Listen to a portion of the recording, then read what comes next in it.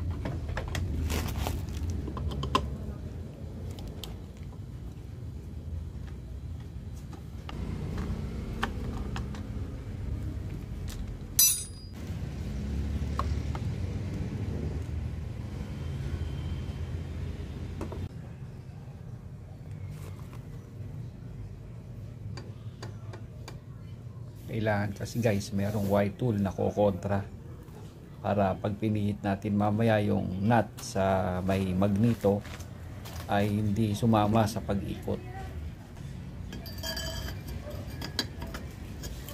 Yan guys, gumamit pa tayo ng tubo para madaling pihitin. Ayun, lumuwag na siya.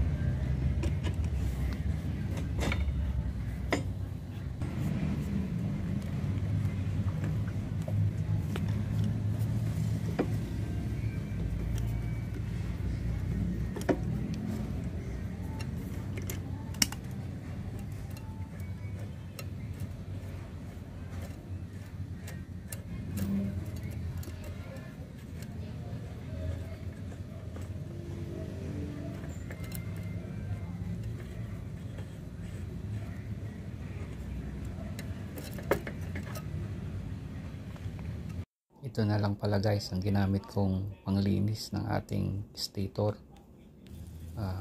penetrating oil. Tapos kinuskus na lang natin ang basahan, mga sulok-sulok, kuminis naman.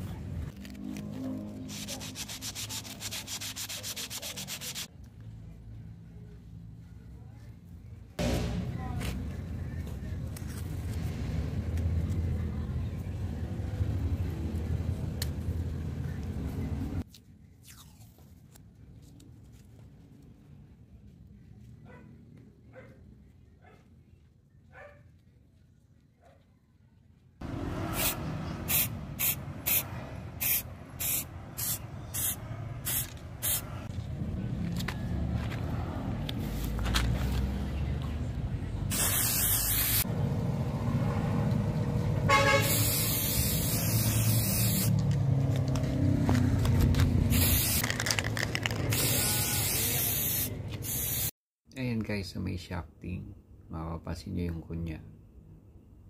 Dito naman sa magneto, andun yung katapat nya na muka, yung groove. Diyan nyo itatapat yung kunya doon sa shafting. Paano pag kabit niyan, tapat mo lang na ganyan kasi mamamagnet yan, tapos pihitin mo hanggang sa lumapat. Yun, pag lumapat na siya, yung sumusunod na sa shafting, okay na yon. Ibalik mo na ngayon yung washer, then pihitin mo na, balik yung nut at gawin 17mm bitan. Ito gamit tayo ng Y-tool. Doon natin ikinabit sa kabilang side sa may pulley. Pitan nyo lang at ayos na yan, guys.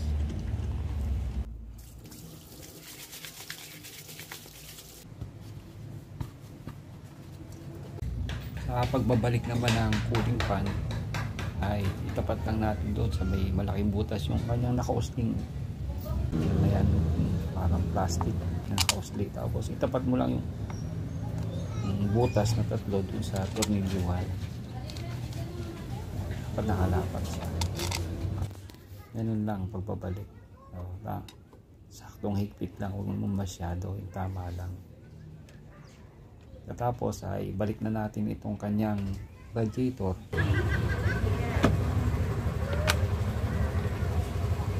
Kabit lang natin yung lower hose at kanyang upper hose. May apat siyang tornilyo, dalawa sa taas at dalawa sa baba. Pagkakabit ng upper and lower hose ng radiator assembly sa may bandang baba ay ibalik natin yung kanyang hose clamp. Pero din sa bandang taas sa may upper, balik yung hose clamp at saka yung